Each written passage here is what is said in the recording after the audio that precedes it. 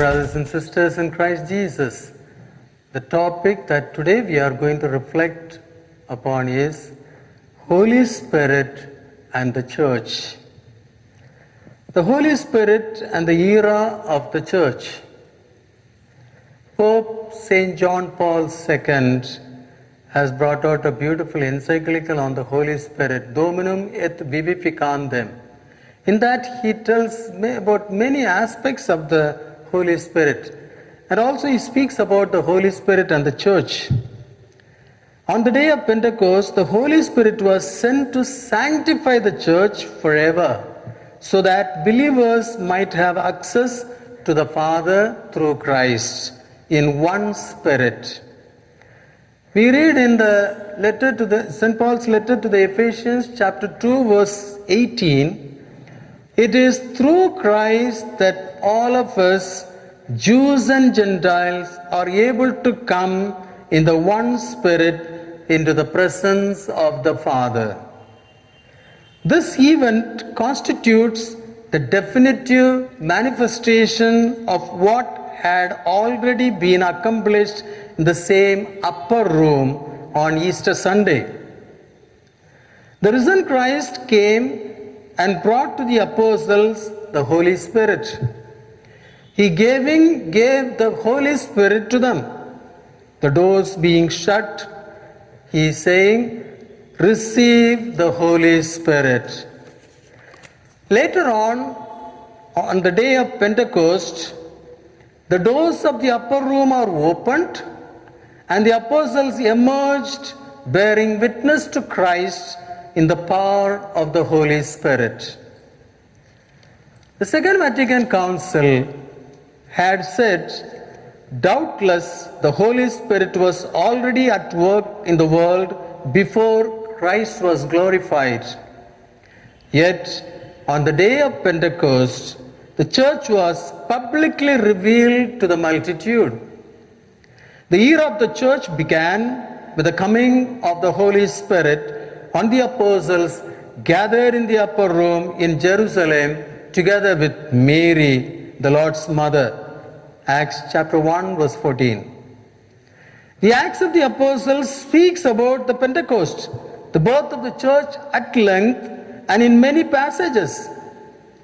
With the coming of the Holy Spirit, the apostles felt capable of fulfilling the mission entrusted to them by Jesus. The grace of the Holy Spirit that the apostles conferred on their collaborators by the imposition of hands in the Church continues to be transmitted in episcopal ordination. The sacrament of orders, the bishops in turn render sacred ministers sharers in this spiritual gift. Through the sacrament of confirmation, they ensure that all who are reborn of water and the Holy Spirit are strengthened. Thus, the grace of Pentecost is perpetuated in the Church. The Second Vatican Council writes, the Spirit dwells in the Church and in the hearts of the faithful as in a temple. St. Paul's first letter to the Corinthians, chapter 3, verse 16. And again we have the same text in chapter 6, verse 19. By the power of the gospel, he makes the church grow, perpetually renews her, and leads her to perfect union with her spouse. The conciliar document, Lumen Gentium, the document on the church, tells us that the era of the church began with the coming of the Holy Spirit and continues down the centuries.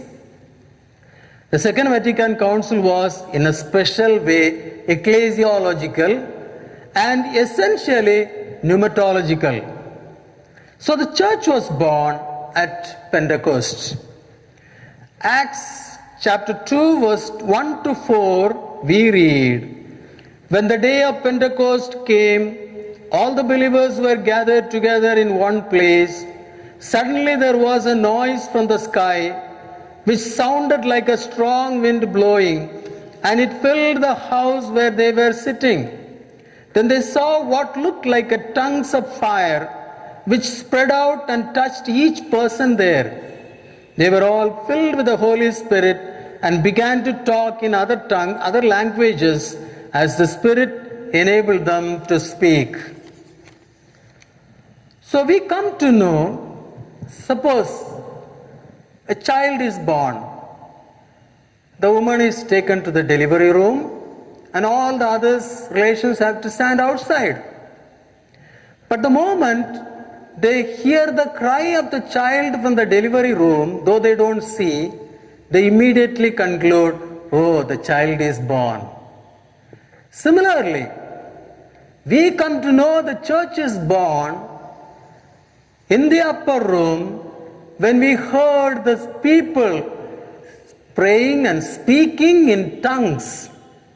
So speaking in tongues was the first sign that the church is born, the church exists. So it's a charismatic church, a church which is filled with the Holy Spirit, led by the Holy Spirit. People don't understand it. Acts chapter 2 verse 13 we read, the people seeing the apostles praying in tongues, speaking in tongues, they ridiculed them saying, these people are drunk. When the church was born, it was charismatic.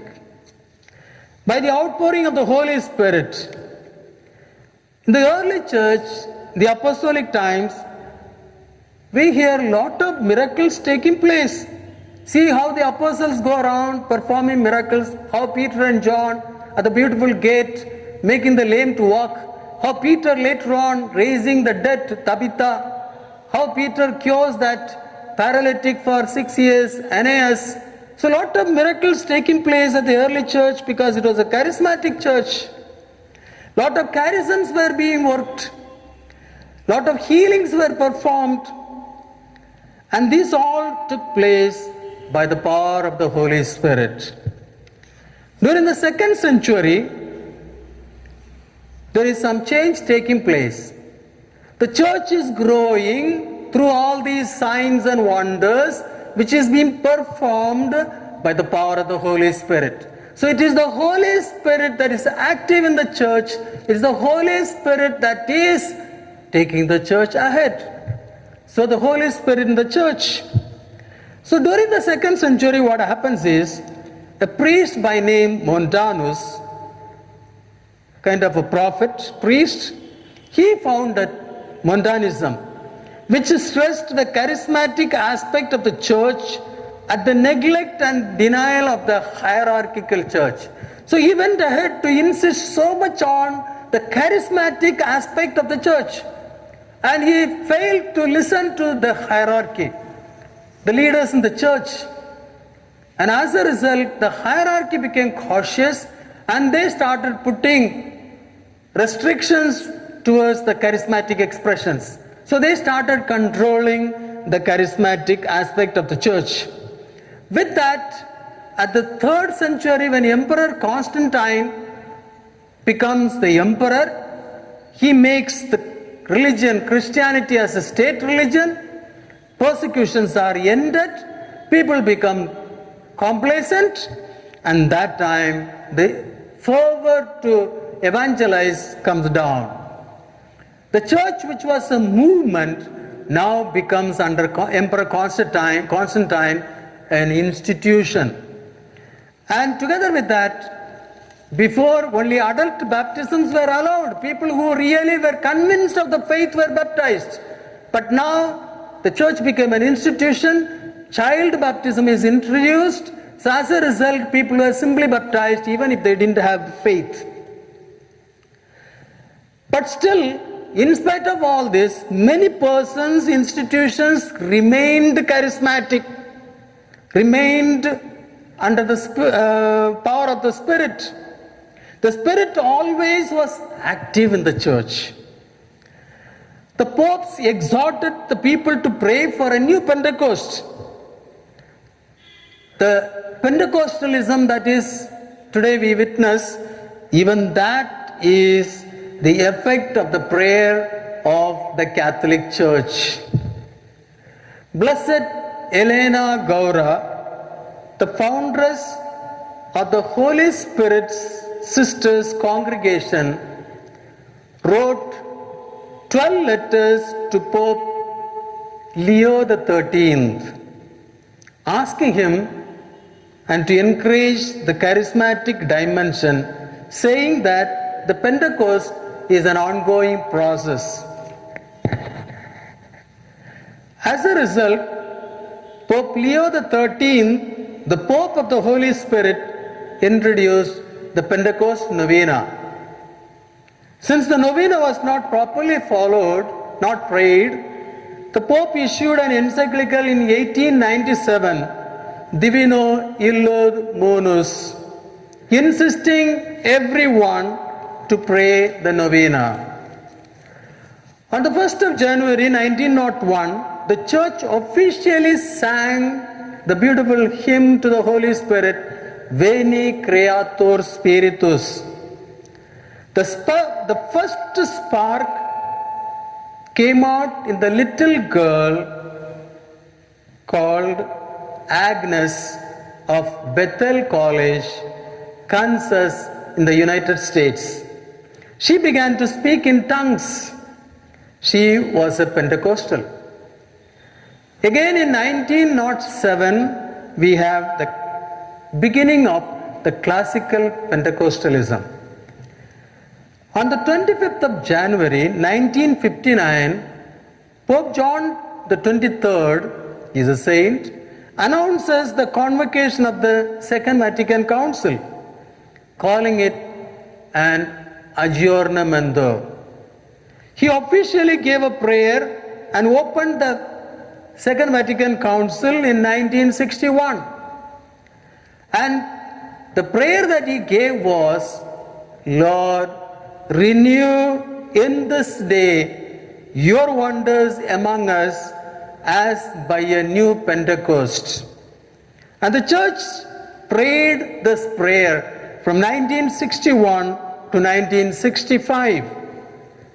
And the effect of this prayer is the renewal in the church by the Spirit through the Catholic Charismatic Renewal. The Catholic Charismatic Renewal began in 1967. 2 years after the conclusion of the Vatican II and 70 years after issuing of the encyclical letter on the Holy Spirit and instituting the Pentecost Novena by Pope Leo XIII. In 1967, a new springtime in the church was ushered in by the powerful and transforming experience of a group of students in Duquesne University, run by the Holy Ghost Fathers in Pittsburgh Diocese, United States, from 17th February to 19th February 1967, 29 students and some staff came to the retreat center Ark and the Dove for their monthly recollection. On 18th February,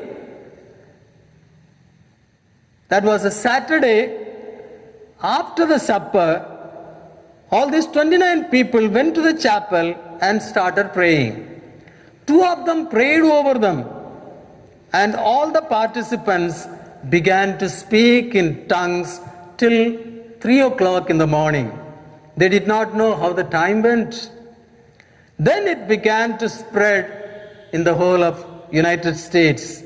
At that time, Joseph Cardinal Swenens, the Archbishop of Malines, Brussels of Belgium, one of the participants of Vatican II, was writing a book on the Holy Spirit. Monica O'Brien from the US met this Cardinal Joseph Swenens and told him all that happened in Duquesne University with the students and asked him to go and witness it. Cardinal Joseph Swenens went to Duquesne, and having experienced their experience, he recognized it as a current of grace. And then he came to Rome, met Pope Paul VI, convinced him of the need of the church to accept and encourage the renewal in order that it should not grow in isolation. In the summer of 1975, some 10,000 Catholic charismatics gathered in the catacombs of St. Callistus in Rome. A special mass was celebrated with singing in tongues and prophecies on the papal altar in St. Peter's Basilica, Rome. It was a historical special audience with Pope Paul VI, at which the Pope called the Catholic Charismatic Renewal a chance for the Church and the world. We can see how the Holy Spirit is leading and guiding the Church, active in the Church, taking the Church ahead even now. All the popes have been guided by the Holy Spirit to lead the Church ahead. Pope Leo XIII decreed it, the renewal, the charismatic renewal. Pope John XXIII prayed for it. Pope Paul VI welcomed it. Pope John Paul II encouraged it. Pope Benedict XVI supported it. And now Pope Francis promotes it through Charis, the new formed single service, Charis, the Catholic Charismatic Renewal International Services. So, my dear brothers and sisters, we need to receive the Spirit which is guiding the Church. We are the Church. Church is a mystical body of Christ, and we are the members of the mystical body of Christ. And so we all should be guided by the Spirit. A Christian is the one who is Spirit-filled and Spirit-led person. A Christian is a charismatic. The one who says, I am not a charismatic, cannot be a Christian. The real meaning of charismatic is the one who is Spirit-filled and Spirit-led. And so as we are now going towards the Pentecost, we need to prepare ourselves to receive the outpouring of the Spirit as we celebrate the Feast of Pentecost. For that, we need to prepare ourselves. The first thing that we need to do is repentance. We need to repent. Proverbs chapter 28 verse 13 says, anyone who hides his sin will not prosper, but anyone who confesses and forsakes his sin will prosper. Jesus himself began his public ministry saying, repent and believe in the gospel. So we need to repent. Secondly, we need to wait for the Holy Spirit. Acts chapter 1 verse 4 and 5. While staying with them, he ordered them not to leave Jerusalem, but to wait there for the promise of the Father. Luke 24 verse 49, he says, do not leave the city until you have been clothed with power from above. Thirdly, we must ask for the Holy Spirit. Luke chapter 11 verse 13 we read, how much more the Heavenly Father will give the Holy Spirit to those who ask Him? We must pray for the Holy Spirit. Every day we must ask for the Holy Spirit. We must ask for the Holy Spirit to come on me, come to my family, come to my work, come to my office, come to my surroundings, come to my preoccupations. We must ask for the Holy Spirit. Finally, we must thirst for the Holy Spirit. Every time we must thirst. Without the Spirit, I cannot live. I need the Spirit. In this way, repenting of our sins, waiting for the Holy Spirit, asking for the Holy Spirit, thirsting for the Holy Spirit, we will be Spirit-filled and Spirit-led persons. So, let us prepare ourselves to celebrate the Pentecost in this way and experience the outpouring of the Holy Spirit.